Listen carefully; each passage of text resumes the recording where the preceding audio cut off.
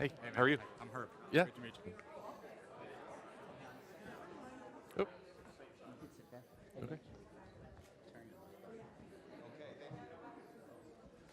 Hello, welcome everybody. How are we doing today? Excellent. I'm Scott Finn. I'm the new CEO and president of Vermont Public Radio, and I do feel like I have snagged the best job in all of public media.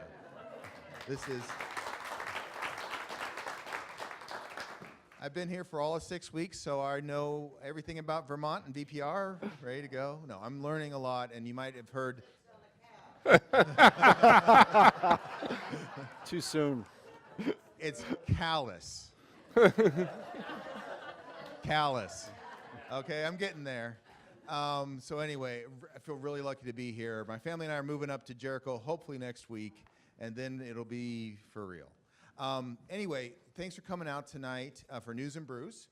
And for those of you who don't know, this is a regularly scheduled event that we have here where we introduce you to the newsmakers. And it's going to be interactive, and so I hope that you guys are thinking of questions for our guest. A little bit of housekeeping really quickly. Please turn off your phones or silence them, either way. This is a casual event. If you want to get up and go get something else to drink or whatever, feel free. This is being broadcast on Facebook Live. So you are on Facebook Live, and we're also recording this for a special radio broadcast next Monday evening at 8. So next Monday at 8, if you want to hear yourself clap or ask a question, we're going to have an edited version of this Monday at 8 here on VPR. And there'll be a photographer taking some pictures of the event as well. By the way, we're community supported. This station has such an amazing 28,000 supporter base. 14,000 of you are sustainers. So thank you to everyone in the crowd that's a sustaining member. Really appreciate it. If you're not, if you want to get right with that, there's a way. Our Francesca is in the back with an iPad and a card swiper, and she's going to be on the way out. You will see her, and you can get right with that if you're not right with that right now. Okay, I want to introduce Mitch Worley. One of the pleasures of moving to Vermont is discovering Mitch Worley on Morning Edition. And I know you all know that, right? From Mitch, I've learned enough about the Red Sox to fake it when I go to the barber shop. That's the whole point. All of a sudden, I've developed an affinity for the Grateful Dead. But also, I asked Mitch, what are you most proud of? Oh, and by the way, he happened to be a senior producer and a fill-in host for Only a Game at a WBUR and other shows there as well. And so we're really lucky to have Mitch here. We know that. But I asked Mitch, what are you most proud of? And he says, getting second place in the New Yorker cartoon contest. You know this thing? One day I'm going to get first. That was the cartoon. Oh my gosh, you got it. Okay. Do you want to know what they're saying? Yeah. So the caption was. Okay, so I can't believe this didn't get first place. So she says, there it is. Second place. Come on. Let's see first place. That won first place. Right? The irony is I love puns, and there you go. So, well, anyway, Mitch is going to be doing the honors tonight, and so I'm going to turn over to Mitch Worley. Thank you so much, Scott. Thank you very much. Wow. Full house. This is fantastic. Thank you all so much for coming out to News and Brews tonight. This is a really wonderful event. I could not be more thrilled to have our guest here tonight who wears many, many hats. Garrett Graff writes about politics, technology, national security. He's a journalist, an historian, a biographer. No doubt many of you have read some of his pieces in the New York Times. You've seen him interviewed on CNN, heard him on Fresh Air, and a little spoiler alert, by the way, Fresh Air will be re-airing one of the interviews that Terry Gross did with Garrett Graff tomorrow. And it happens to be... Mitch did the interview first, though, and then Terry picked up the interview afterwards. You know, I don't usually like to steal Terry Gross's thunder, but I did have the pleasure of interviewing Garrett about his book, Raven Rock, on Vermont Edition last year when I was filling in for Jane Lindholm. And I do urge you to go back and listen to that interview because it's a fascinating book that Garrett wrote about preparations that the U.S. government is making, many of them flawed, in the worst case scenario of everything blowing up. It's an amazing read, but listen to Terry Gross's interview too. She's pretty good. Garrett Graff is a native Vermonter, and he makes his home now in Burlington, Vermont. That home has gotten a little bit bigger, Garrett. I think we should tell the folks that your wife, Catherine, has just had a baby girl, Eliza. I'm mentioning this as well because if Garrett happens to nod off at any time during the interview, I'm not going to take it personally. It's just that those of you who have had a new baby come into your lives know that the sleep cycle is often interrupted. So we feel for you, Garrett. Thank you for being here. It's wonderful. And also, the reason I think that we are kind of sold out tonight, standing room only, is not just because of Garrett Graff. It's certainly a lot to do with him, but because of the topic. And that, of course, is Robert Mueller leading the special counsel investigation into possible collusion with the Trump campaign and interference in the 2016 presidential election. You may have heard a thing or two about that. What's amazing is that Garrett Graff has been writing about Robert Mueller for quite some time. And in fact, he's author of the book The Threat Matrix, which contains a kind of biography of Robert Mueller, if you will. That book came out in 2011. So Garrett Graff has been writing about Robert Mueller before it became cool. It's kind of like, you like a band and you went to see them in these little dive bars and all of a sudden they get a top 40 hit and everybody loves them. No, Garrett Graff was there first. He's been writing about Robert Mueller for a long time. So we're going to be discussing what he knows about Robert Mueller, what the investigation may or may not be doing. We will certainly try to get to some of your questions after the Q&A. We're going to have a volunteer who's sort of going to be waving around for you to write your questions down on a card. If we can't get to all of them, we should have an opportunity, hopefully, at the end to have you ask some questions as well on the microphone. Again, raise your hand. We'll pass the mic around, and we'll see if we can get to them all. We certainly hope that we can. So I just want to welcome Garrett Graff formally tonight for being here for News and Brews. It's just wonderful to have you. Thank you so much. Oh, my pleasure. Great to be here. To paraphrase an old proverb, we are living in interesting times. I think we can all say that. Some of us would like them perhaps to be a little less interesting given the way the news has gone over the past year or so. But to understand this investigation, to understand this probe, I think we do need to understand Robert Mueller and understand what this man is all about. I want to know first, when did his story become of interest to you, and why did you want to tell that story? Yeah, so it's a funny backstory a little bit. As you said, I have been sort of following Bob Mueller for about 12 years now. And literally, 13 months ago, Bob Mueller existed as like many, many boxes of material in my basement that I had sort of boxed up and put away, figuring that I was never going to write another word about him, and now has led to this very interesting year of diving back into his new final chapter, probably of his career in public service, after what we had all thought was his previous final chapter, which was being the longest-serving FBI director since J. Edgar Hoover himself. And I sort of first met Director Mueller in the spring of 2008. I was working at Washingtonian Magazine in DC at the time and was interested in writing about someone who was sort of still going to be relevant after the turnover of the administrations. If you're going to, in magazine world, if you're going to invest 2 or 3 months in a profile of someone, you want to make sure that it's someone who's not going to disappear, and this was right at the presidential transition, and we knew that Mueller was actually one of the only characters who was going to sort of move over from from the Bush administration to the next administration, and at that point, we didn't know whether it was Hillary or Obama or John McCain.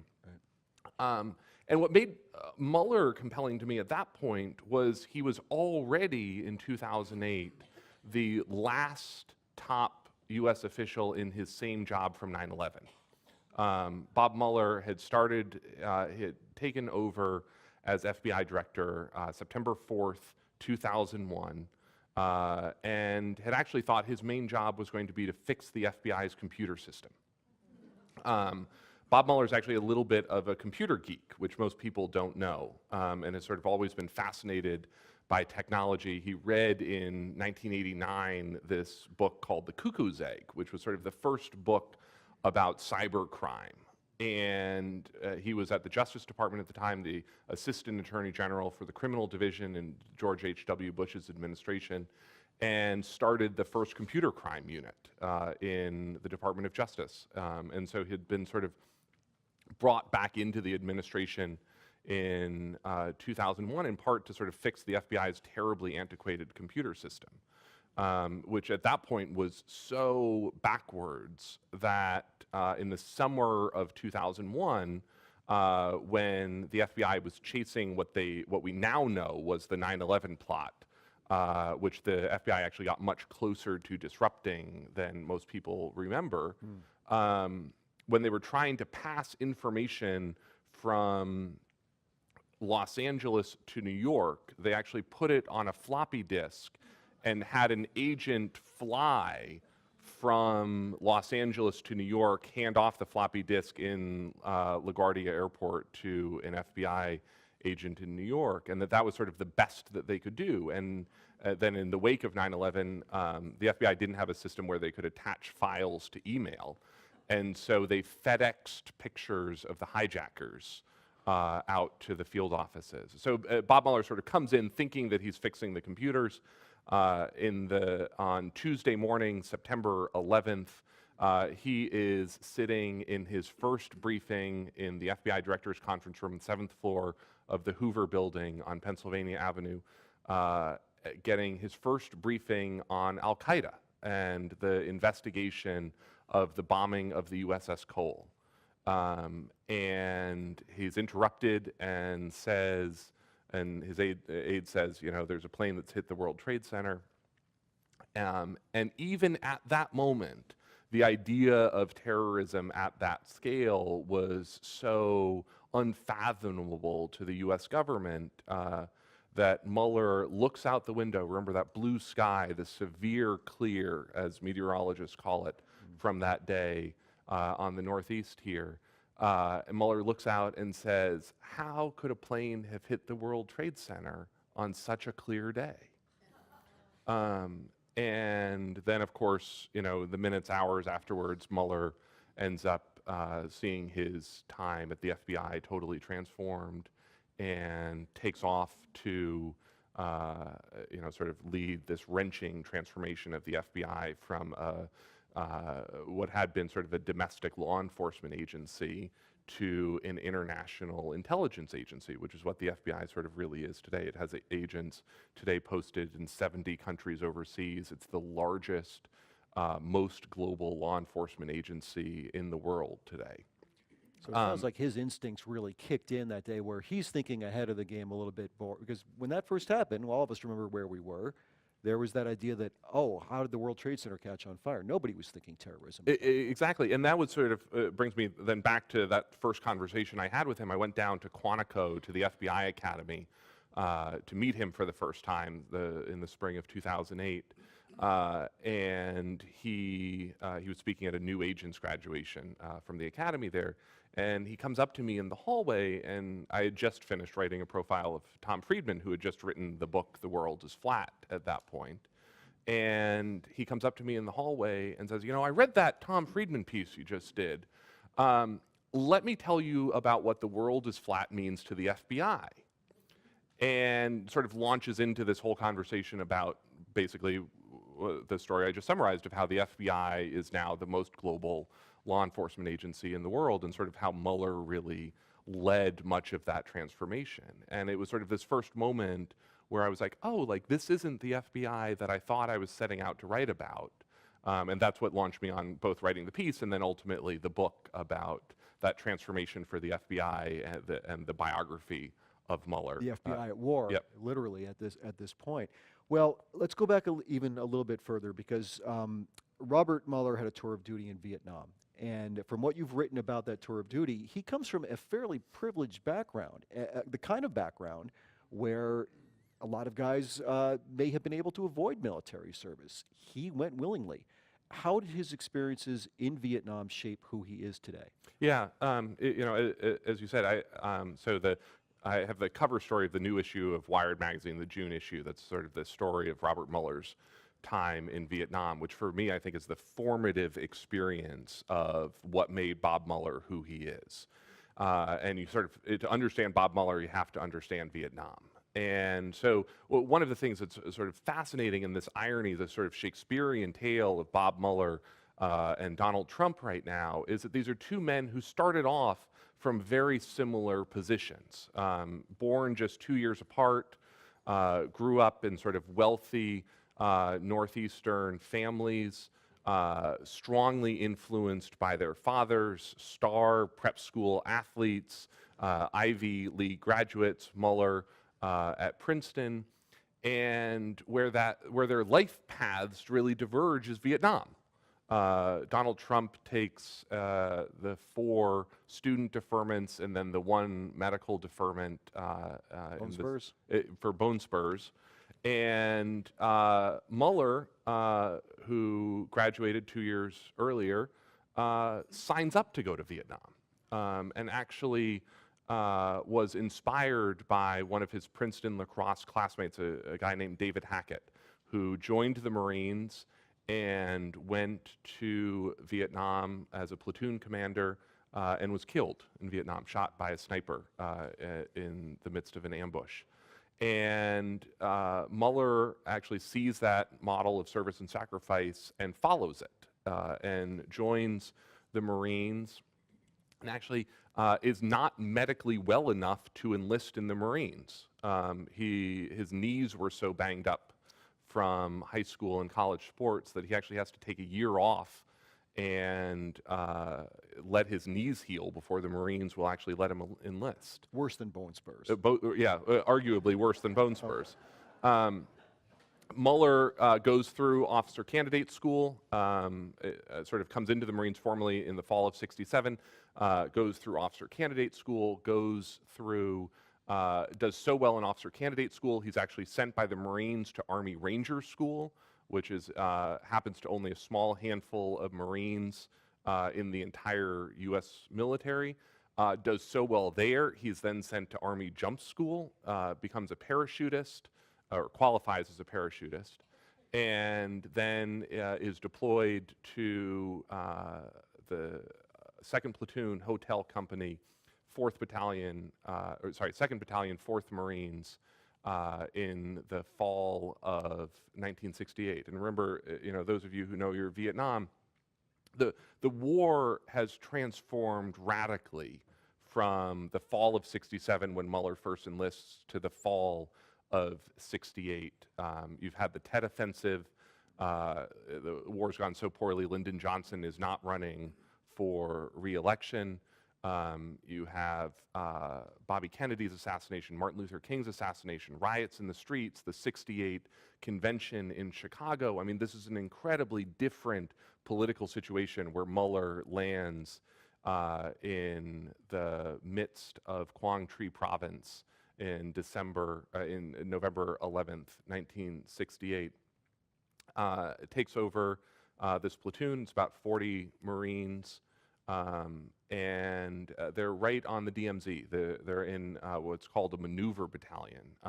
And to just sort of put a little bit of context around sort of the type of combat and the type of Vietnam that Bob Mueller saw, there were 500,000 Americans in Vietnam at that point in 1968. 20,000 of them were in these maneuver battalions. The maneuver battalions are responsible for 80% of all of the casualties in Vietnam. So Mueller comes into a unit where the casualty rate is pretty close to 100%. And most of his Marines will be wounded during that time. He is in fact wounded. On December 11th, 1968, he leads his platoon up into the Battle of Mutter's Ridge, right on the DMZ. Mutter's Ridge being one of these hills that the U.S. Just fought over for the entire war in Vietnam. Sort of one of the odd historical ironies. Oliver North fought his own battle on Mutter's Ridge actually a year after Muller did. And there had been another major battle that the same unit had seen on Mutter's Ridge the year before Muller got there as well. Muller's platoon comes in to rescue another platoon that has been ambushed.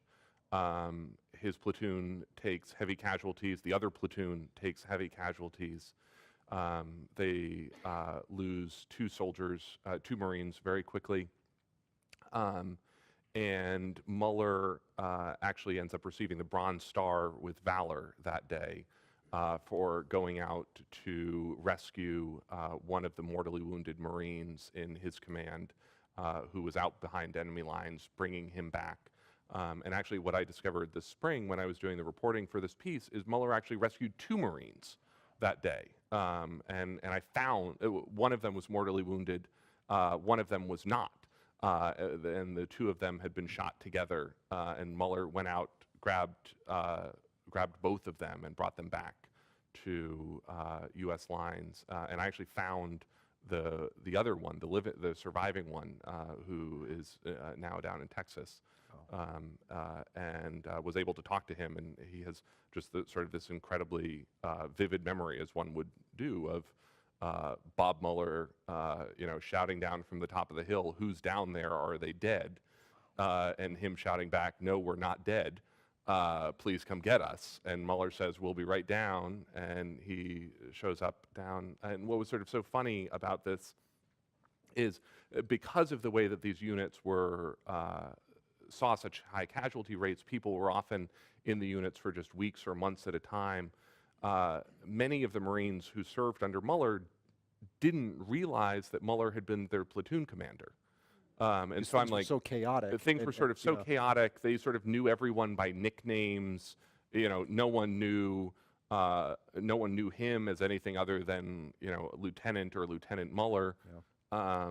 And so I was like cold calling these Vietnam vets and being like, "Did you realize that guy is now the guy, the one from the news?" Amazing.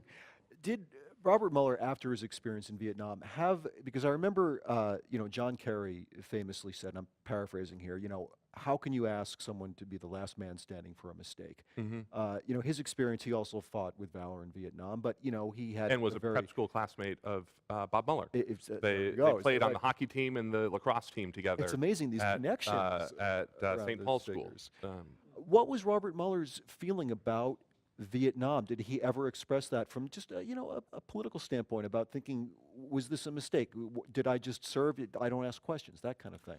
Not at all. At the time, and anyone who has sort of seen Bob Mueller over the last year not say anything interesting about anything would not be surprised to hear that Mueller has not made any particularly controversial comments about Vietnam in the intervening 50 years. But what Vietnam did for Bob Mueller was sort of 2 things. One, it provided this incredible sense of focus and discipline, which I think you see still in the way that he's carrying out the investigation today. Sort of this Marine, this sort of Marine focus, taking care of the troops, always being the last man to eat, making sure that you don't ask anyone to do something that you're not doing yourself. Yeah. He was trying to impress upon me how much the Marines taught him, and he told me at one point, "I make my bed every day." And I'd known him well enough at that point that I laughed at him. And I said, "Director, that's literally the least surprising piece of information I've ever learned about you." And he said, no. I make my bed every day, and I shave every day. And I shaved every day that I was in the jungle in Vietnam, because when you see something, you think it, you do it, and you've put money in the bank in terms of discipline to get through the day. And then the second thing is it has given him this perspective, and he sort of talked about this, that David Hackett didn't make it back from Vietnam, and he feels lucky that he did. And so he has sort of felt that every day since has been a gift, and that, and he has said this sort of very bluntly, nothing in his life will compare to leading men in combat under fire. And so he would sort of have this joke when he was FBI director, even in sort of that post 9/11 crucible of I'm still getting more sleep than I ever did in Vietnam. You know, sort of as tough as this moment is, as strong as this pressure is, as stressful as this is, it's not Vietnam. Which says a lot about what's happening right now. He's not someone you think is sweating over what's going on. Yeah, and I taught, and actually one of his Marines said that to me as I was interviewing him for this piece. He's like, look, I watch these news stories every day, and I hear people talking about, oh, he must be getting distracted by the tweets. And he's like, look, Bob Mueller ain't getting distracted by the tweets. Something else I learned from reading your articles about Bob Mueller that I'm not sure a lot of people are aware of is that he was the lead prosecutor into the 1988 Pan Am Flight 103 explosion over Lockerbie, Scotland. How would you describe his pursuit of justice in trying to discover and prosecute the perpetrators of that terrorist act? Yeah, so Bob Mueller's first experience with terrorism was the Pan Am 103 bombing. And he, as Assistant Attorney General at the Criminal Division in the Justice Department, sort of led that prosecution effort, and went to Lockerbie, went to Scotland, walked the moors, walked through the warehouse where they had sort of amassed all of the evidence collected from that. And he can, to this day, talk about the white sneaker on the shelf, the businessman's suitcase with the Christmas presents. You know, this was December 21, 1988, the day of the bombing. The Cornell T-shirts from the study abroad group that was aboard Pan Am 103 heading home. And that impressed on Mueller both sort of terrorism, but then also sort of this quest for justice. And it was something that he pushed through, straight through. You know, I'm going to vastly condense an incredibly complex international prosecution.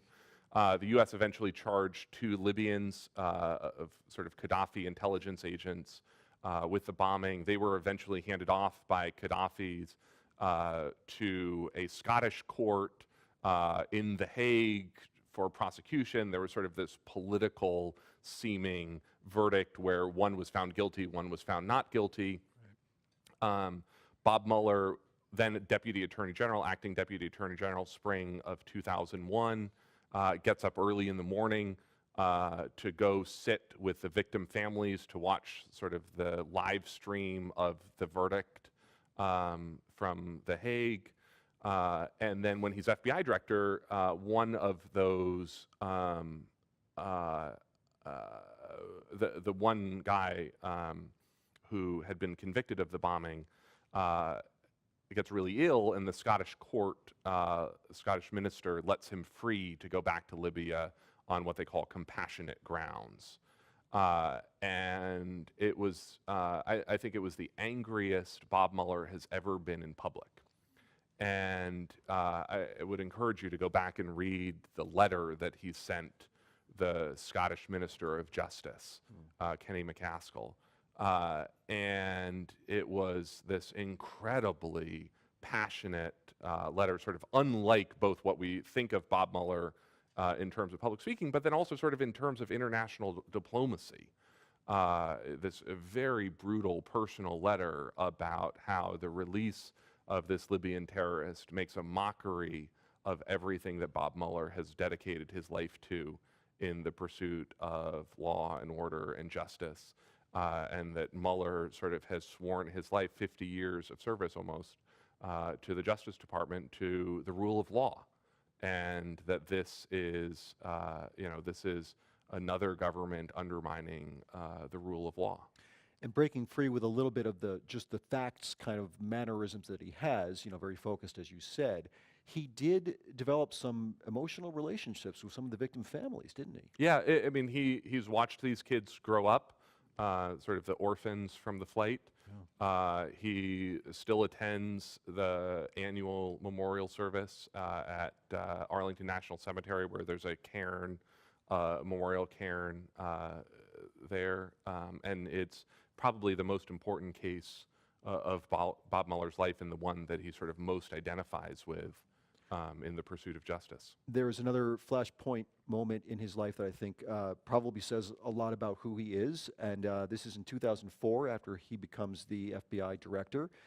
There's an incident where then Deputy FBI Director James Comey, Deputy Attorney General. I'm sorry, Yep, Deputy yep. Attorney General, Yep. excuse me. Yes, he is at the hospital where the then Attorney General, John Ashcroft, is recovering from gallbladder surgery. Yep.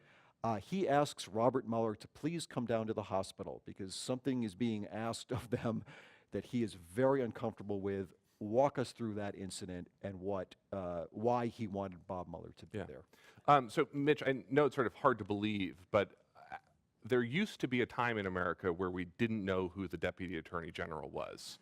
And we didn't Shocking wake up indeed. every morning as a country to sort of look whether he still had a job. And so that was the case March 2004. Jim Comey, who again, there was a time when we didn't know who Jim Comey was had just started as Deputy Attorney General under John Ashcroft. He'd been the U.S. Attorney for the Southern District of New York and brought down as the number 2 in the department sort of the end of 2003. And this was a moment when the Justice Department was beginning to sort of re-review all of the post-9/11 memos and policies and procedures that had come into place. And again, sort of vastly condensing a long, complex, very interesting, dramatic story. They had realized that there were problems with this one specific program that the Justice Department had authorized for the NSA that was what we call a domestic surveillance wiretapping Is this program. all part of the Patriot Act? Is that sort of, but Sort of, yes. Okay. A program called Stellar Wind, that it was actually much more expansive than anyone had realized. And so this gets sort of flagged to Jim Comey. Jim Comey looks at this, says, yeah, I think we have a real problem here. He takes it to John Ashcroft. John Ashcroft says, yeah, we've got a real problem here. We can't reauthorize this program. Program had to be reauthorized every 90 days. That 90 days is ticking down for the early March 2004. They take these concerns to the White House and end up sort of running into this conflict with Vice President Cheney, Vice President Cheney's counsel, David Addington. And Dick Cheney basically says to Jim Comey, if you don't authorize this program, people will die. This is going to be, this is so critical to U.S. national security that Americans will die. You will have blood on your hands. But they if need you the stop this signature of program. John Ashcroft. And they need the Attorney General to sign off on the program. Yep. John Ashcroft ends up in the hospital, comes very close to death in that moment, which we don't realize at the time. He makes Jim Comey the acting Attorney General. It's now Jim Comey's signature that they need to reauthorize this program. And the White House ends up trying an end run around Jim Comey. He gets this telephone call. Comey's driving home on a Tuesday night, gets this telephone call that Andy Card, White House Chief of Staff, Alberto Gonzales, White House Counsel, are on their way to John Ashcroft's hospital room to Pressure? Is that a fair word to say? pressure John Ashcroft into re-signing and reauthorizing this program. Jim Comey turns on his lights and sirens, starts heading down to George Washington Hospital. He calls Bob Mueller. And when I was starting off on profiling Mueller, one of the people involved in this said, you need to figure out, you won't understand Bob Mueller until you figure out why Bob Mueller was in that hospital room. There's no reason that the FBI director, the head of a component of the Justice Department, should be in the middle of a dispute between the Justice Department, the NSA, and the White House. And so I actually had the chance to put that question to Jim Comey and say, how did Bob Mueller get in the midst of this? And his answer has been sort of rattling around in my head over this last year, where he said, look, I knew that everyone would trust Bob Mueller, that if Bob Mueller had a problem with something, that there wasn't any other agenda, that there were no partisan politics, that Mueller was respected by everyone as a solid voice. And he said, I knew that if something happened to me, no one would care about the Deputy Attorney General, but that no president could stand to lose an FBI director. For the words that have been echoing around in my head. This is 2004. This is 2004. Okay. So Clear. Mueller ends up racing down to the hospital. Jim Comey says, Bob, I'm worried I'm going to be forced out of the room. The Secret Service is coming with Andy Card, and I'm worried I'm going to not be able to be there with General Ashcroft. Can you call your agents and tell them not to let me be removed? And so Ashcroft, who has an FBI protective detail, gets this telephone call from Bob Mueller about 8 o'clock on a Tuesday night. And it has to be the most surreal telephone call in modern American political history. The FBI director saying, in effect, to these FBI agents, who, by the way, these FBI agents are probably settling into what they think is the quietest night of their career. They're guarding a sedated attorney general overnight in an empty hospital wing at George Washington. Yeah. And he says, basically, you are authorized to use force against the Secret Service and the White House Chief of Staff if they try to remove the Deputy Attorney General from the hospital room. I mean, just like imagine how weird that is, and that all of this is taking place without any of us realizing at the time. So fast forward, nothing happens that night. Comey, Mueller go back to the Justice Department, prepare letters of resignation. The next day, the Madrid train bombings happen. Sort of if you didn't feel that this week was already sort of ratcheting up the pressure, people will die if you don't do this. Now they have this incredible moment of understanding what the stakes are in this war on terror. And they go in to the White House Friday morning to brief President Bush on the Madrid train bombings. Jim Comey is pulled aside at the end of the briefing, and Bush sort of basically says, like, hey, what's going on here? There's this all seems really weird. And Comey says, in effect, I'm going to resign, and I want you to know Bob Mueller's going to resign too. And Bush sort of literally blinks and steps back and sends Comey out, brings Mueller in. Mueller presents the problems that they have with this stellar wind program. Right. And Bush says, all right, tell Jim to make the changes that he needs to make in the program for it to be constitutional. Sort of the whole thing disappears. And it doesn't become public until the spring of 2007, when Alberto Gonzales is facing that controversy over the firing of U.S. attorneys, and basically ends up being forced out as Attorney General of that scandal.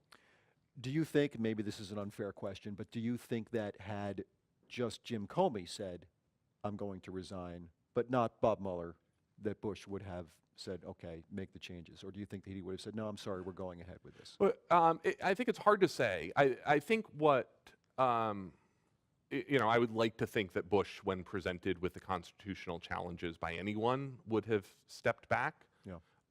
One of the things that's sort of weird about that moment is that it wasn't it wasn't just Comey and Mueller. There ended up being about a dozen top U.S. Justice Department officials who were prepared to resign over that, including Really? All ready to walk. and I'm going to tell you something that President Trump doesn't know, I'm sure of it, which is that Christopher Wray was one of the people prepared to resign over the Stellar Wind program. He didn't know what was going on. He wasn't read into the program. He could just sort of sense that something was going on. He was Assistant Attorney General for the Criminal Division, the job that Mueller had in the George H.W. Bush administration. And he stops Comey in the hallway and says, I don't know what's going on, but when you prepare to pull the ripcord, can you tell me so that I can jump with you? That he knew if there's something that's bad enough for Comey and Mueller to want to resign, I don't want to be left behind. And I can guarantee you that Donald Trump didn't know that when he appointed Christopher Wray FBI director last summer, because there was no way that you would appoint someone with that moral compass to that job in the midst of what's going on right now. Well, I hope that this has set the table enough to talk about what's going on right now. And the first thing I want to ask you about in this current investigation is that when you hear critics of this investigation, this probe, talk about it and saying that it's a witch hunt, to use a phrase that we're familiar with by now, the thing I hear most often is, this is taking too long. If Bob Mueller had something on Donald Trump, he would have revealed it by now. This is dragging on and on and on. Can you give us an idea of how long this investigation has taken to this point relative to other investigations that we are familiar with? So it's moving incredibly rapidly for a federal investigation. And it's in round numbers, it's less than about a fifth of the way through the Whitewater investigation. There's an oldie but a goodie. Okay. The Benghazi investigation lasted 3 years and did not find any criminal wrongdoing by anyone. And Mueller, of course, is already, basically upwards of 20 sets of criminal charges. And then I think sort of the other thing to remember is sort of how big and sprawling these investigations actually end up being. Watergate, which we sort of think of as like 5 burglars, yada, yada, yada, Nixon resigns. There ended up being criminal charges in Watergate against 69 individuals, 48 of whom pleaded guilty or were found guilty at trial. And by the way, how long did the Watergate investigation take? Well, so it was in round numbers about 2 years from the burglary to Nixon's resignation. The Watergate investigation sort of ends up going, sort of far beyond that, and has sort of second order, third order effects, almost up into the Reagan years. Well, what about the fact that the word collusion, and we hear this so much, does not appear in any official description of what Robert Mueller is looking into? Yeah, so this is sort of an interesting challenge where I think that the Democrats screwed up at the beginning in using really imprecise language about this. That the president and sort of his allies have been able to sort of seize upon in their own way and set a bar where, so collusion isn't a thing. It's not a criminal charge. It exists in only one area of federal criminal jurisprudence, and that's antitrust. There is no such thing as collusion as a charge that Bob Mueller could bring. And so there's sort of this weird split right now where you could have the president, I'm making this up obviously, the president and all of the senior White House staff being led away in handcuffs for conspiracy against the United States. One of the charges, by the way, against his campaign chairman, Paul Manafort. and the RNC would still be out there tweeting, "See, no collusion." Technically, they'd be right. And they'd technically be right. There is a 0.0% chance that Bob Mueller will bring a criminal charge of collusion in this matter, no matter what they find. And I think it's important to sort of look at the Mueller probe and talk about what it is and what it isn't. And so we talk about the Mueller probe as if it's a thing, but it's really 5 separate criminal investigations in one. So first you have this set of the investigation that is focused on what I would sort of loosely describe as money laundering and past business dealings. So this is what we've seen, the charges against Paul Manafort, Rick Gates. This involves a bunch of, Cypriot shell companies and Ukrainian politics and Russian oligarchs and sort of things that, we don't even really understand at this point. Then you have sort of 2 parts of the investigation that deal with what we call the hacking of the election, which was 2 very separate efforts. So you have the information influence operations, which was a distinct set of Russian-directed taskings, which we have seen Mueller charge with the Internet Research Agency, Evgeny Prigozhin's Concord Catering, the world's most diverse catering company, school lunches in Russia, mercenary armies in Syria, and the Internet Research Agency bots, Twitter bots, and Facebook trolls in St. Petersburg. I mean, it's sort of it's a great operation. Maybe VPR could look into it for the next News and Brews. Maybe. You don't want them doing your wedding. Exactly. Okay. Yeah. And then, sort of separate from that, you have the active cyber penetrations. So these are the efforts by the Russian hacking groups that we call Fancy Bear and Cozy Bear, the FSB and GRU intelligence operatives who hacked the DNC, the DCCC, John Podesta's risotto recipe, made these efforts at getting into the election voting system, the state-level databases, the voting machines,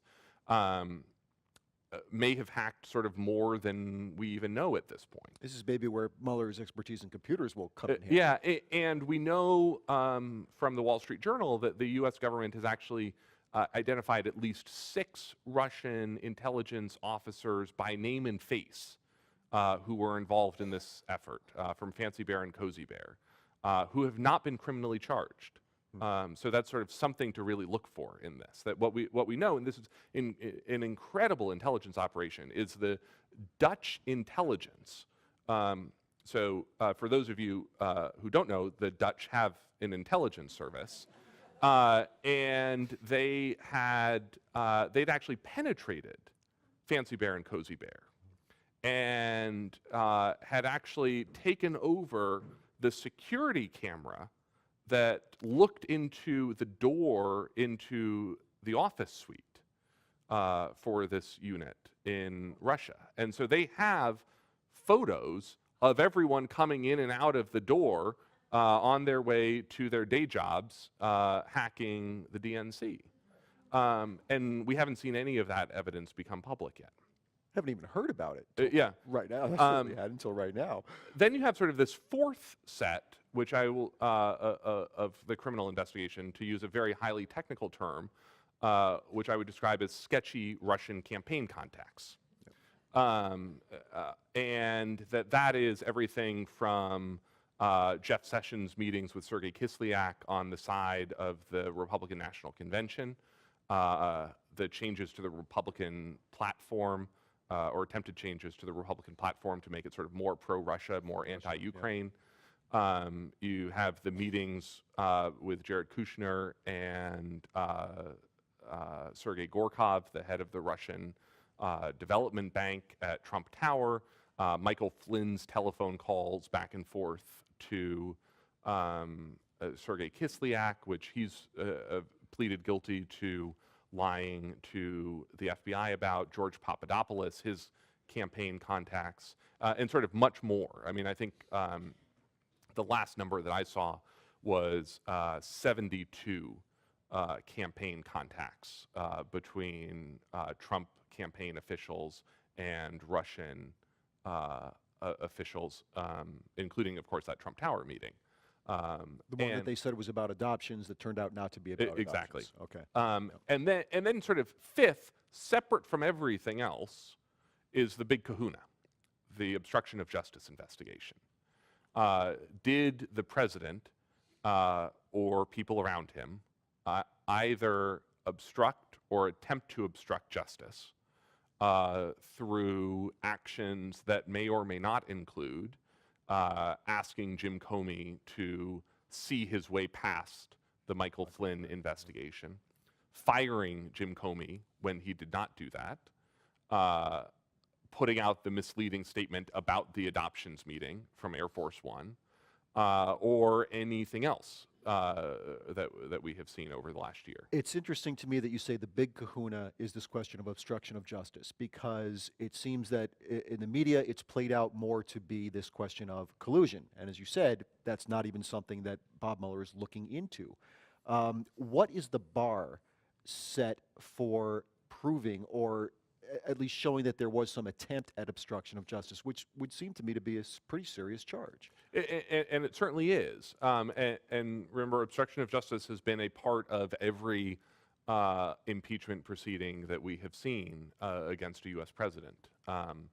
And this is where you sort of, again, get into this complicated question where there are all sorts of things that a president can do without question that are legal. The president can fire the FBI director for any reason at any time, up to and including deciding that he doesn't like the tie that Jim Comey is wearing into a given meeting.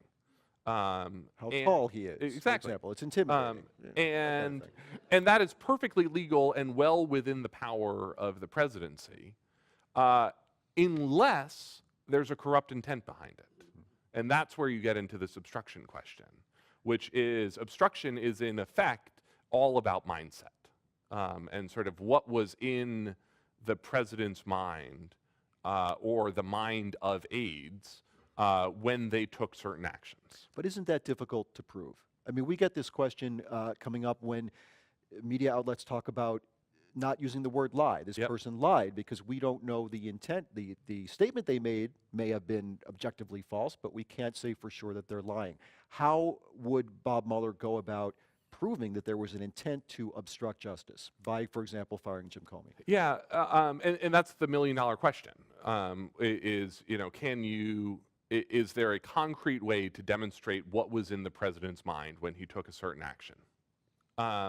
And that could be as simple as the interview with Lester Holt that the president gave 2 or 3 days after the firing of Jim Comey, where he said that he had fired Jim Comey to get rid of the Russia stuff. The Russia thing. It could be as simple as this has been going on long enough that we sort of forget how weird these moments were. It could be as simple as the morning after the firing of Jim Comey, when the president welcomed Sergei Lavrov and Sergei Kislyak to the Oval Office to tell them a bunch of super classified information about Israeli intelligence, and said, firing Jim Comey gets a big weight off my shoulders with the Russia thing. Or it could be documents, it could be emails, it could be recollections of conversations with people in the White House or aboard Air Force One. I do think there is an advantage that Bob Mueller has in this, which is that this is a president sort of uniquely akin to sharing every single feeling that he has on any given day publicly and at great length with anyone around him.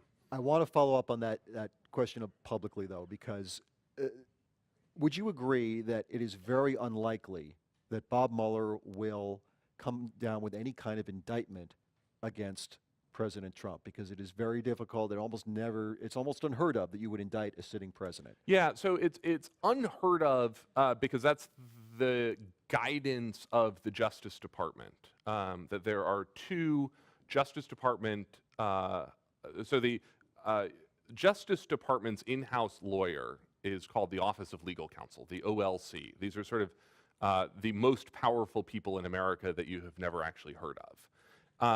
And what they are is sort of the people who tell the Justice Department what the law is.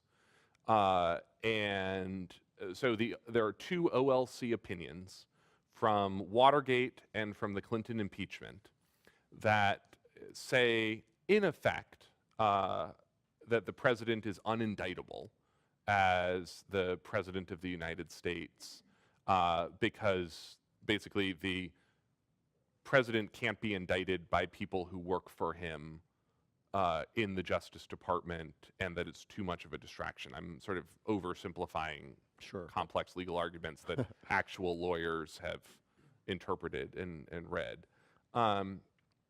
That's not that's guidance only. Okay. That's not hard and fast the rule that because Ken Starr came up with a different legal opinion when he was the Whitewater prosecutor that said he could have filed an indictment against the president.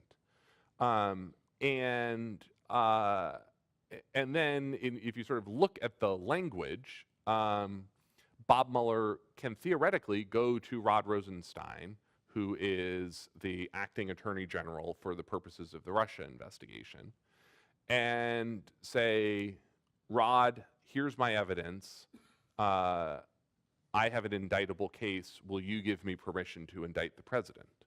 And Rod Rosenstein can overrule that guidance and issue and allow Mueller to move forward with an indictment. What's much more likely is that Mueller will write a report and hand that to Rod Rosenstein, and that Rod Rosenstein will hand that to Congress. I think that there is sort of this a sense that basically if there is an indictable offense, it is a political problem for Congress to deal with through political means. And this, by the way, I think is actually one of the really important things that we shouldn't lose track of as a society in this, which is Sally Yates, who was the Deputy Attorney General who ended up being fired over the Muslim ban, makes the argument that Bob Mueller is really looking at criminal charges. That Bob Mueller is sitting there saying, can I convince a jury beyond a reasonable doubt of the guilt of someone against a federal criminal statute? That's not the only standard that we as a democracy should hold a president to. And that there is a whole host of behavior that potentially could fall short of a indictable offense provable in a court of law under rules of evidence that would convince a jury of the president's peers beyond a reasonable doubt. That we should be able as a society to say is unacceptable in either a president or someone running for the presidency. But there's the rub, okay? Because I will bring up and this is where I want to get into what you think Robert Mueller, you mentioned before that he ain't worried about the tweets. But he's a smart man. He knows what's going on outside of the walls relative to his investigation. Rudy Giuliani said something very interesting about this is being tried in the court of public opinion. And if there is a report issued and it goes over to Congress, we don't know what the Congress is going to look like whenever that report is issued. But so far, there has been no movement by the Republican Party, which controls Congress, to put any real kind of pressure on President Trump. In addition to that, if you look at polling from the public, most people say they are not interested in this Russia investigation. A majority, not everyone, and maybe not everyone in this room. But public opinion seems to say, I don't want to hear about Russia. The Democrats certainly don't want to run in the midterms on saying, if you elect us, we'll impeach President Trump. This is not playing well with the public. It's not playing well with Congress. So does Bob Mueller, do you think, is he aware of that? Is he aware of, do I have to move the investigation along quicker? Do I have to find something more damning where nobody can turn a blind eye to it? Those kind of real public pressures are facing him, whether I think he wants them to be or not. Yeah. So the challenge in any day sitting here and thinking about what Bob Mueller's thinking is that we cannot fathom what Bob Mueller knows. That every single indictment that has come out in this case has been broader, deeper, more thorough, and more comprehensive than we had any reason to imagine Bob Mueller knew. That when we find out in April that Bob Mueller or that Michael Cohen had these sketchy consulting contracts, $1 million with Novartis and the other company that I've already forgotten. Bob Mueller knew that in November. That almost every single thing that we have found out publicly about this investigation, Mueller has known 1 to 4 to 6 months before the public did. That the George Papadopoulos arrest last summer, this is the most closely watched investigation in probably American history, probably the world. Bob Mueller managed to arrest a guy, get him to plead guilty, have him cooperate for 3 months before anyone publicly knew basically that the guy was even involved. And that, you look at sort of what we know about what Bob Mueller knows about what Paul Manafort has done. That Manafort sort of, back in prison or in prison now as of last week on these new witness tampering charges. That was sort of the second round of the sort of tampering. Remember, it was sort of right after Paul Manafort was originally charged. Bob Mueller hit him with this, hey, you were ghostwriting an op-ed about your case, in conflict with the gag order. And Paul Manafort said, no, I didn't. And Bob Mueller says, here's the Microsoft Word document, and here's the track changes of the individual changes that you made in the Word document. With this witness tampering, Bob Mueller knows the encrypted communications on WhatsApp and Signal that Paul Manafort is sending around. I mean, why Paul Manafort didn't think that Bob Mueller was basically sitting in his living room for the last 9 months, I fundamentally don't understand. But I think that the thing that that's hard for us to wrap our minds around is just what Bob Mueller knows that we don't know. Right. And I would argue that we don't know how criminal or not what Bob Mueller has found. What we do know is that Bob Mueller knows a ton that we know that we don't know. And I would point to that is George Papadopoulos made a deal, and Bob Mueller thought it was worth 4.5 years off of a 5-year prison sentence. And we don't know what that information is. That Michael Flynn made a deal, and we don't know what the deal is that Michael Flynn traded for his deal. Rick Cohen might make a deal. Well, Rick Gates made a deal, and Bob Mueller thought it was worth it to make a deal, and we don't know what that information is publicly. Yeah. And then as you're talking about Michael Cohen, tens of thousands, hundreds of thousands of documents that he's uncovered, including 16 pages of shredded material from Michael Cohen's office that the Justice Department has just pieced back together. So the scope of how, I talk about these 5 separate investigations, what we don't know is how much these puzzle pieces connect. And that's where I think Bob Mueller knows how this ends. And I would argue, and I hope someday to get the chance to ask him, but I'll bet on the day that the FBI kicked in Michael Cohen's door, figuratively, Bob Mueller knew how this story ended. And I would argue that they wouldn't have done that until Bob Mueller knew where this was all going to go. Because that was such a provocative move that Mueller and Rod Rosenstein had to think that they might be fired that day. Garrett, I want to open the floor to questions in just a moment. We haven't answered every single I do have query one, about this investigation. There are so many more. There is one question I do want to ask you, though, and it's not dealing with Robert Mueller necessarily, but it's a question that plagues a lot of us who work in journalism. You're a journalist. I think it's fair to say you are an admirer of Robert Mueller. You've written about him extensively. You know, I've seen your tweets, which are sometimes critical of President Trump. Is that a conflict for you as a journalist? Because you are in the business of being objective, of writing dispassionately. Do you feel that you ever cross a line with your admiration of Bob Mueller or your criticisms of President Trump? So it's a great question, and one I haven't actually been directly asked in a year and a half of talking about this. I'm sorry. And I think, no, I didn't want to be the one to and I ask think it, it's actually it's a really interesting conundrum for those of us who are cover this White House and cover this administration. In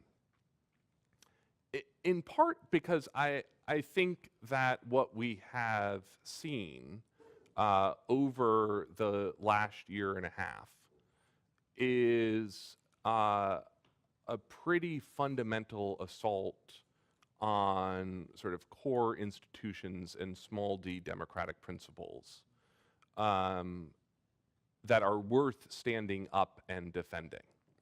And you know, you mentioned this book that I wrote.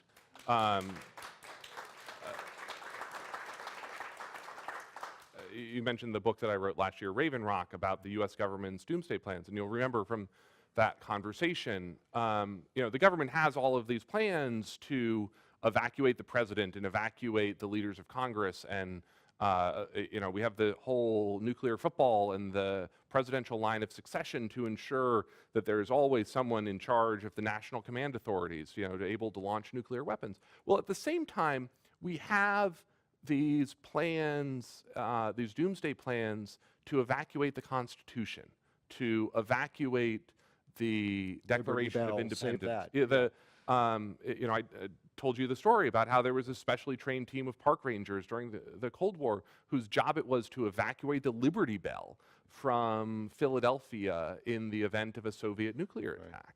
And the reason that that exists is that the United States doesn't have a monarch. We don't have a scepter. We don't have jeweled thrones or crown jewels. The things that unite us as Americans are the institutions that we have that have bound us together generation by generation. The historical totems, the institutions, and the principles of things like rule of law. And that when you sort of go back and you look at what is the generation, you know, what makes us Americans in the same way as the Americans of 1791, the answer is the principles of the Constitution, the idea that no one is above the law and that the rule of law is paramount inside the United States. And that to the extent that we allow concerted attacks to undermine the American faith in the institutions of our government, I think that that's not something that we can let pass, because that is the only thing that we have as a nation to bequeath the next generation. And clearly you think that's happening, which is why you have been somewhat critical, if I'm following you correctly. Yes. Okay. Yeah, let's open this up to some questions now. I'm not sure if we're going to do this as with the, do I have the cards there? Oh, wonderful. If we can bring some cards up, I'll try to read your questions. I hope that I can read your handwriting. Wow, you're going to have a lot more questions here. You ready? Yeah. We'll do the lightning round. The lightning round, that's right. One word That's answers. right. Remember, folks, you can always get up, get yourself a drink, move around, get comfortable.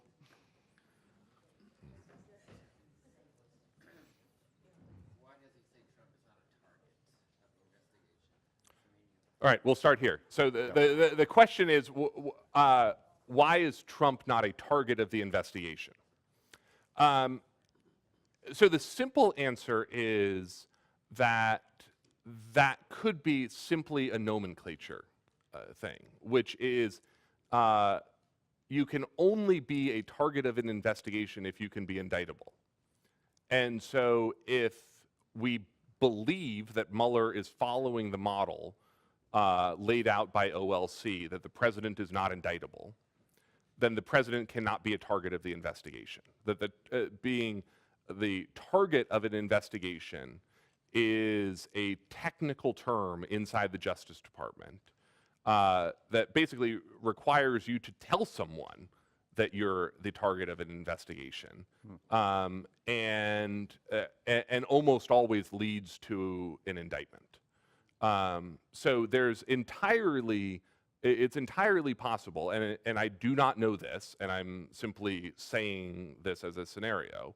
It's entirely possible that Bob Mueller has loads and loads of evidence of venal criminality that will boggle the minds of the American public, but that because he will not present that to a grand jury who will return an indictment to levy against Donald J. Trump, President of the United States, that Trump will never be a target of this investigation. Any others? We might as well take, yes, I'm sorry. Go ahead, right. You can take mine out of the mic. Okay. So, with the background that you get in on Mueller and his training in the Marines and sort of everything's in place, you know what's going on, you have control of your people, what is your feeling about the leaks coming out of the FBI and the Justice Department? Strategic, sanctioned, rogue? How do we, and also the amount that we're coming out?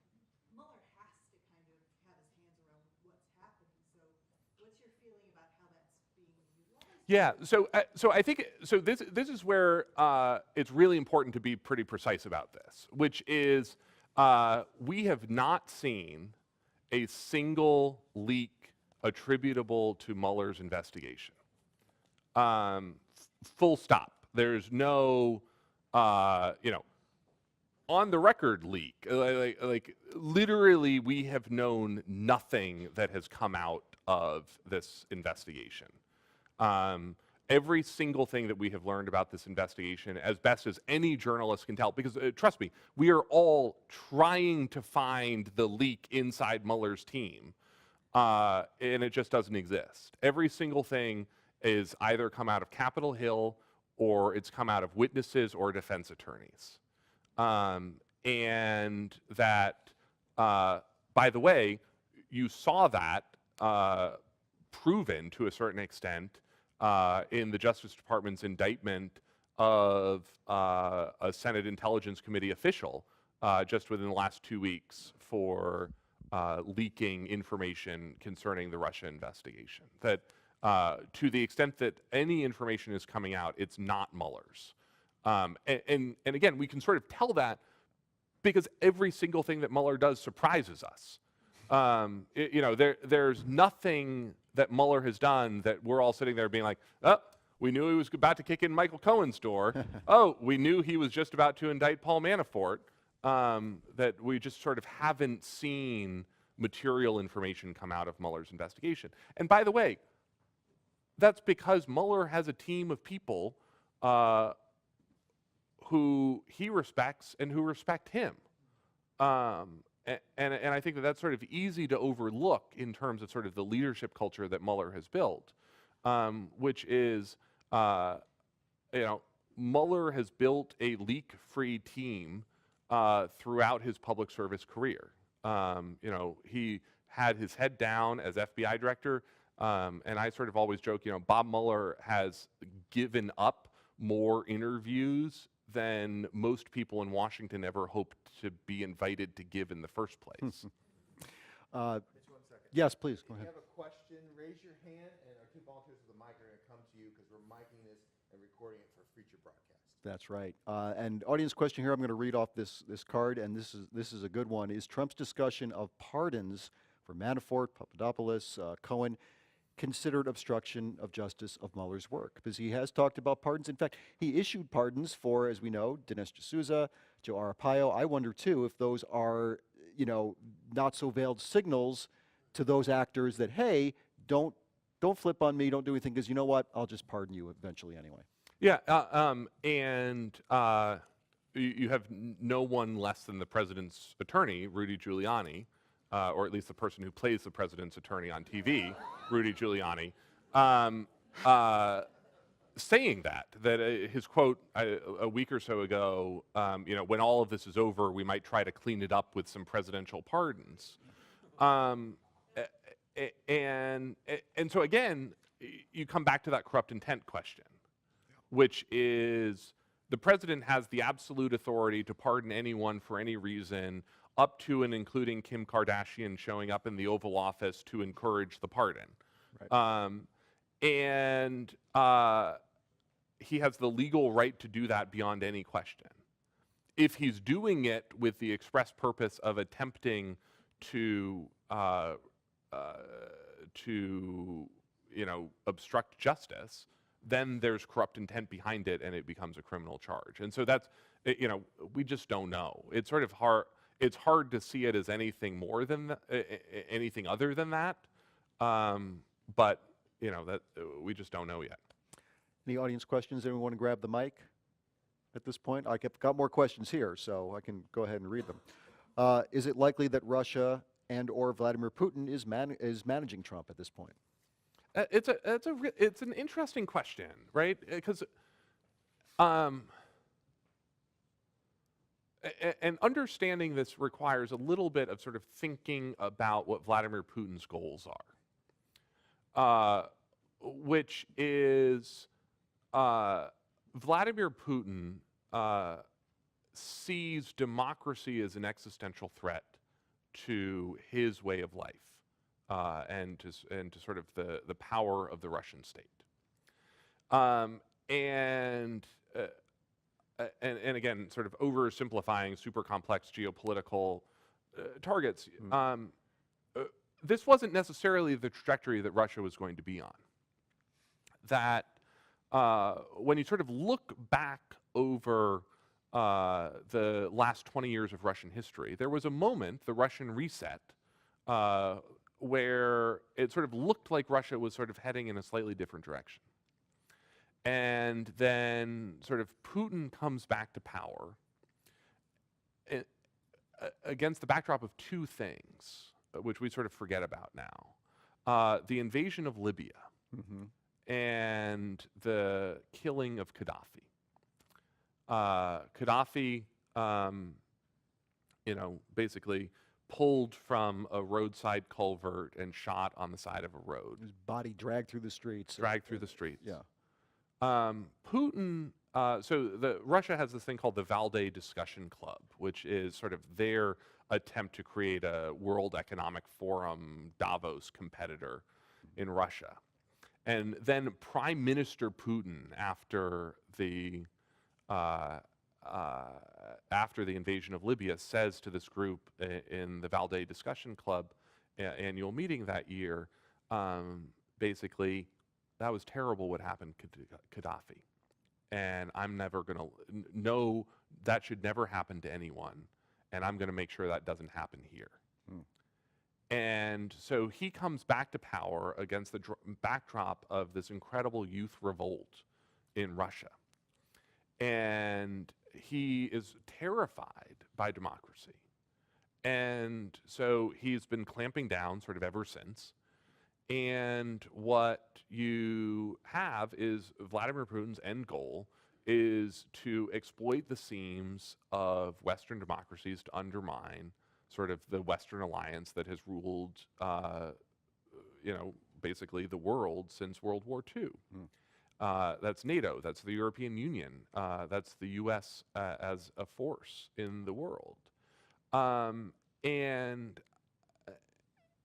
when you sort of look back over the last year and a half, the last 2 years, it's sort of hard to imagine that Vladimir Putin could have been more successful in his geopolitical goals if Donald Trump was actively an agent of the Russian state, which I do not believe he is. But he certainly does recognize that Trump, for whatever set of reasons he wants, is doing everything that he can to sort of push forward this agenda that is vastly beneficial to Trump. I mean, the fact that he stormed out of the G7 to go make kind with the dictator of North Korea is stunning. I mean, you couldn't really fathom that 2 years ago. I mean, we're in hostile relations with Canada. Like, we live here in Vermont. Like, you know how far you have to go to get into sort of like a hostile relationship with Canada? They're so polite. Who could, Here's a question that I think is on the minds of many Americans, and it's a split. There are those, again, who think that this whole thing is a witch hunt, agree with President Trump, and there are those who say, every day is insufferable. I'm reading off the card here. How does this investigation balance the perfect indictment versus stopping the chaos? How long must we wait? Now, I know you don't know the answer to that necessarily, but is it kind of existential thought? Yeah, so I sort of gave up making provable predictions about this case a year ago, because for the first 6 months that I was talking about this case and talking about sort of the attack on the election, I would always say, well, look, like, we need to understand it's not like there's going to be an email from the Russians to Trump Tower saying, we're the Russians and we'd like to help. But wait. But it turns out that actually that email does exist, and the president's son replied to it in capital letters, I love it, and the world just kept on turning. So I really hesitate to make predictions about this, except for the following, which is, I don't think that Mueller is sitting there for a second saying, we need to stop the chaos. That's part of the distraction that Mueller is not paying attention to. Mueller is going to act on Bob Mueller's timetable when Bob Mueller is ready. With the following exception. I think he is highly attuned to the midterms for the reason that he has seen what has transpired over the last 2 years with the way that the FBI fumbled what I would argue is both halves of the 2016 campaign. Are you talking about the Jim Comey decision? That the Hillary Clinton email investigation was fumbled in one way, as sort of too public in the wrong setting in the wrong way. And that the Russian interference in the election was not public in the wrong way at the wrong time. And that sort of the spread between those two is something that we're still really struggling with today, up to and including this 500-page Inspector General report that came out last week. And I think that Mueller is attuned to ensuring that there is going to be some window around the midterm that he's going to want to make sure that he's not acting in, either sort of before or after. Do you think it's more likely then that he is going to err on the side of caution and not release any kind of report? Well, and so this is where we just don't know what Bob Mueller knows. Right. You know, we don't know how close he is. You know, you can sort of see, you know, Rudy Giuliani is out there saying Bob Mueller is going to wrap up his report in July or August, which may be totally accurate or may not be, and we just don't have any fathom of whether Rudy Giuliani at any given moment knows what he's talking about. That is true. You know, I personally could sit here and talk to you all night long about this. I really could. This is absolutely fascinating. I believe, though, that our time is up, if I'm getting that correctly, or do we have any questions? Oh, I'm sorry. We do have a question here from the audience. My apologies, sir. Mueller's career is such that he could have been distinguished in any branch of government. I wonder if he ever had partisan political ambitions. No. No partisan ambitions, and in fact, sort of quite the opposite. I think that the thing that appealed to Bob Mueller about serving in the Department of Justice is how black and white it is. And I'll sort of illustrate that with one maybe sort of final Mueller story, which is,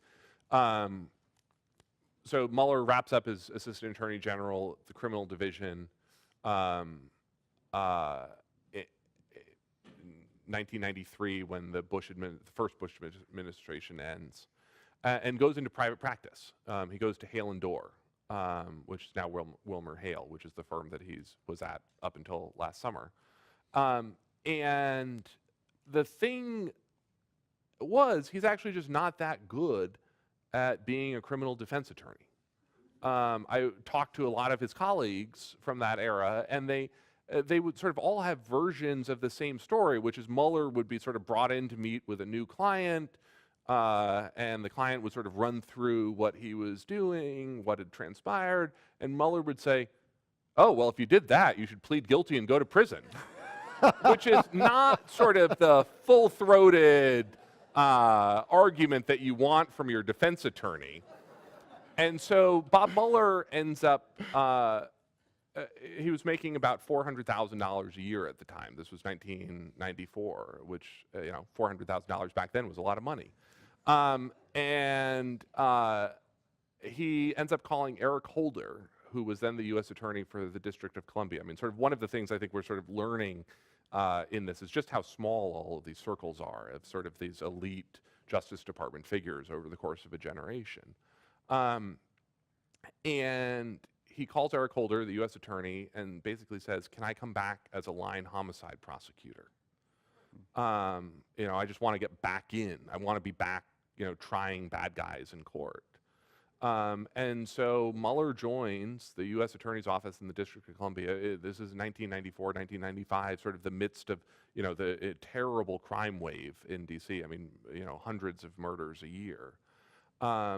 And takes a job that's basically the job that someone's doing 3 or 4 years out of law school. And it is the actual governmental equivalent of a 3-star military general retiring and then re-enlisting as a second lieutenant and working his way sort of back up for a second career. And it's sort of that level of sort of patriotism and public service and the unique sense of the Department of Justice, which is nonpartisan and apolitical, sort of beyond any level that outsiders fathom, and you sort of see that that tenacity carry through to sort of everything that Bob Mueller has done since. So he left the FBI in 2013, stepped down after 12 years as FBI director, longest serving FBI director since J. Edgar Hoover, the first since Hoover to make it the full 10-year term. So critical that that Obama actually nominates him for a 2-year extension, passes the U.S. Senate 100-0. He goes into private practice back at Wilmer Hale, sort of takes on that sort of wise owl role in American life where he's the person that places call when they've really screwed up and they need an unimpeachable investigator to come in. And the first big thing that he tackles is the Ray Rice domestic violence incident for the NFL.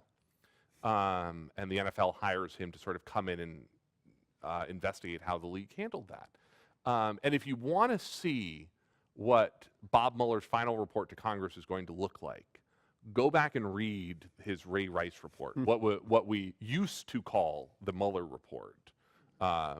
And it's this amazing, fascinating document where, and if you remember sort of the vague outlines of that case, Mueller was charged with investigating how the NFL had handled and responded to the videotape that they had been provided of Ray Rice assaulting his girlfriend in this casino elevator.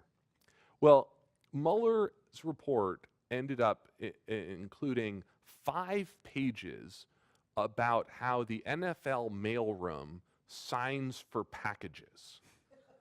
Like, Bob Mueller, by the end of that investigation, knew things about the NFL mailroom that I'll bet the NFL mailroom employees didn't know. And that I sort of use that as a way to just sort of illustrate the incredible tenacity with which Mueller sort of follows through on investigations like this. You know, I think that that's what we can expect out of the next phase of the investigation, however long it may end up taking.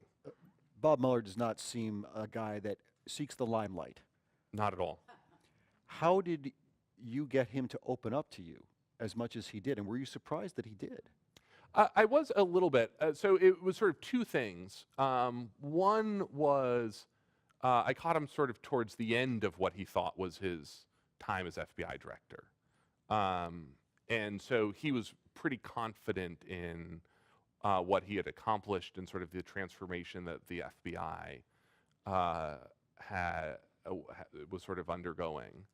And then the second thing was I wasn't covering him day to day.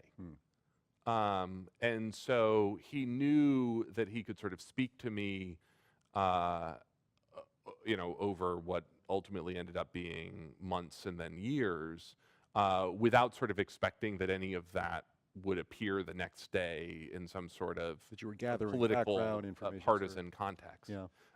But sort of to that point, what I have sort of a funny story about how I started writing the book about him, which was after I'd done that profile, this summer of 2008, I decided that there was sort of more to this story about the FBI's transformation. And so I cornered him at his Christmas party, the director's Christmas party, December 2008. And I explained, you know, I want to write this book. And I said, look, this could be a biography of you, and I know you don't want it to be. So if you give me access to parts of the FBI that are more interesting than you are, I'll write about those instead. And I will say sort of what he was convinced by that. And in the 2 years I worked on the book, he opened up every single FBI facility and made available every single FBI agent that I asked to speak to, up to and including the hostage rescue team at Quantico, who I sat down with at Quantico, and the head of the hostage rescue team, who's this incredible Army pilot, actually one of the Black Hawk Down pilots from Somalia, literally one of the ones who was shot down, says, I don't know why I'm here, I don't know who you are, but the director ordered me to sit here and answer your questions. And so I will.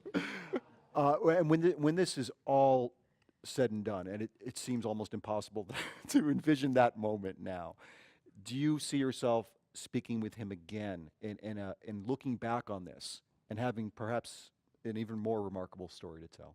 I would hope so. I mean, I hope that sort of one of my fears from a historian's perspective in this is that because of Mueller being who he is, we may never know what Mueller was thinking as this all unfolded. So I am hopeful that there will be someone somehow who is able to talk with him about sort of how this unfolded. Is there anything else? I just want to thank Garrett Graff. Thank you so much. This has been a wonderful discussion. I can't thank you enough. And if you'll hold on just 1 minute, indulge me here. Just hold on 1 second. I did mention before that there is a new Graff in the family now. Eliza, we have this little gift for you. It's actually for her, your wife. Thank you. Enjoy it and get some sleep when you can, okay? Thank you. Thank you so much again. My pleasure. Thank you all. Thank you very much for coming.